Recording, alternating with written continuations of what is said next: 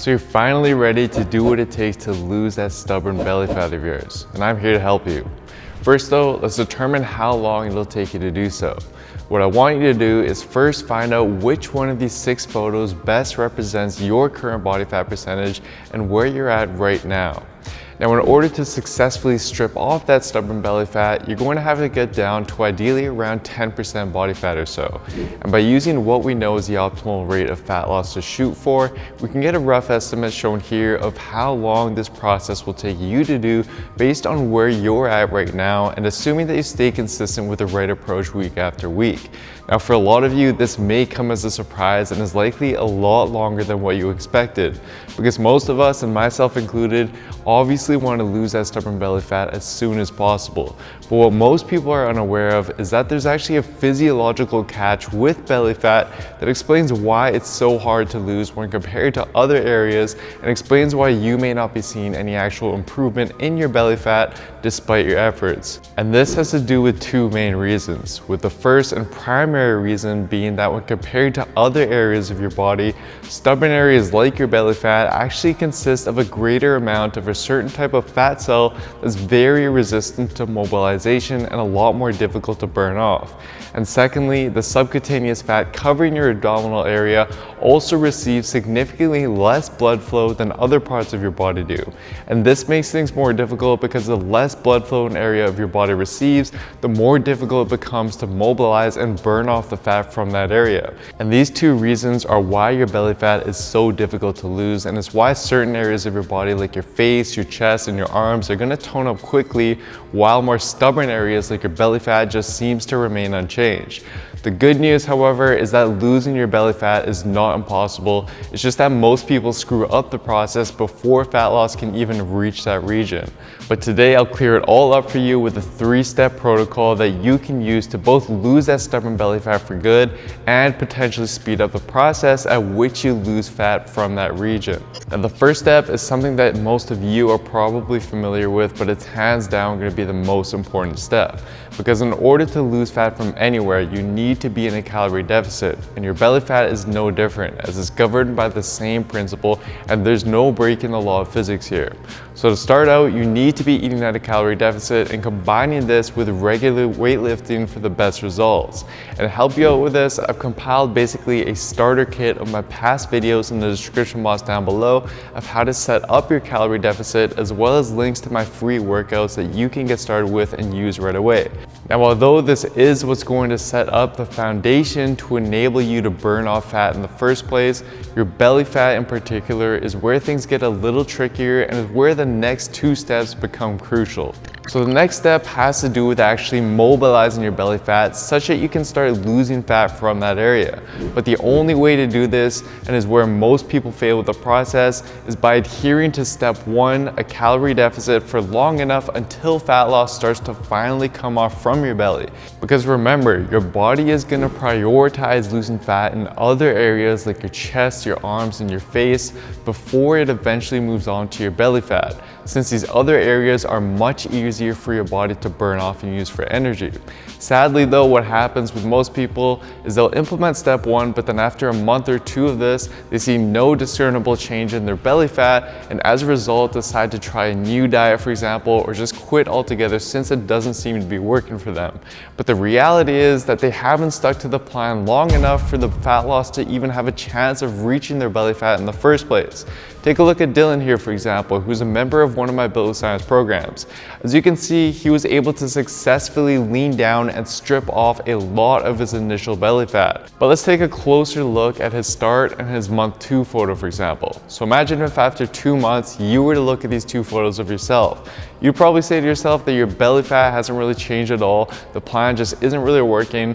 and you'd likely quit altogether as a result. But what you have to realize is that although there may not have been much change in Dylan's belly fat, if you look closely at other regions like his chest, his arms, and his face, you can clearly see fat loss occurring in those areas. And by Dylan refusing to quit and instead sticking to his plan just a little bit longer, he was finally able to see more and more of the fat loss occurring from his belly. But had he quit 2 months in, based on what he saw, he would have never given his body the opportunity to eventually mobilize more and more of the stubborn stubborn belly fat from his belly and drastically transform his physique as a result. Meaning that you need to ride out the calorie deficit for long enough such that your body has stripped off enough fat from other areas and now needs to rely more on burning off your belly fat for fuel. And in fact, what's really interesting is that multiple papers have indicated that there seems to be an inverse relationship between your body fat percentage and your abdominal blood flow. And as a result of this, leaner individuals actually exhibit significantly greater blood flow to their belly fat than less lean individuals do. Simply meaning that as you gradually strip off more and more fat from other areas of your body and get leaner,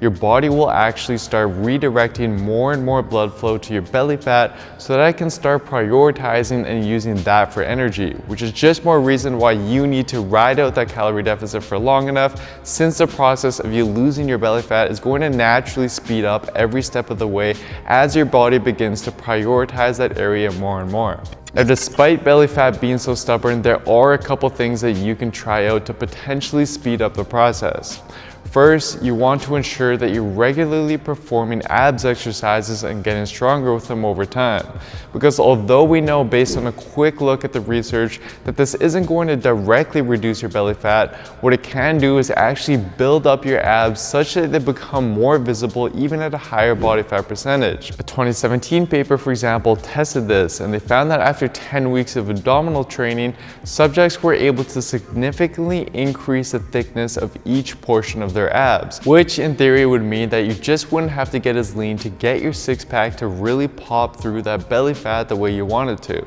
So what I'd recommend is to simply incorporate various weighted abs exercises into your weekly routine and overload them with weight over time just like you would any other muscle in order to grow them. And I do have a video on this which I'm just going to link down below. In addition to this though, a recent 2017 paper has suggested that you can even take this a step further and potentially spot reduce fat from your belly. The theory was that since we know that fat mobilization is decreased when there's poor blood flow to that region, what you can do is exercise the muscles surrounding that specific region to first increase the blood flow there, and then follow this up with low intensity cardio, which predominantly uses fat for fuel to then burn off the fat that's been mobilized from that area. So they put this theory to test by having two groups perform either an upper body workout or a lower body workout, followed by 30 minutes of low intensity cycling for 3 days per week for 12 weeks. What they found is that although both groups ended up losing the same amount of total fat, the upper body group lost significantly more upper body fat, and the opposite was true for the lower body group.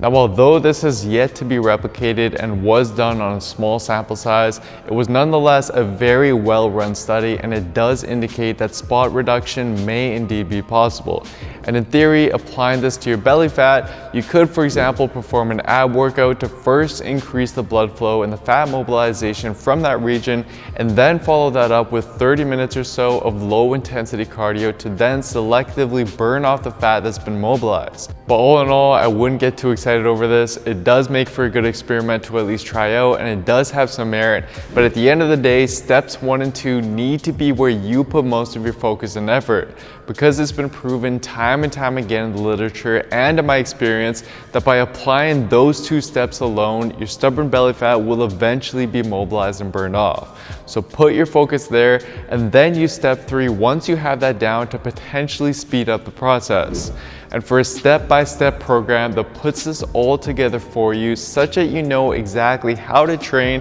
and what to eat week after week to lean down and strip off fat as quickly as possible, just like Dylan and several other members have done with their Built with Science programs, then simply head on over to builtwithscience.com and take the analysis quiz to discover what program is best for you and your specific situation.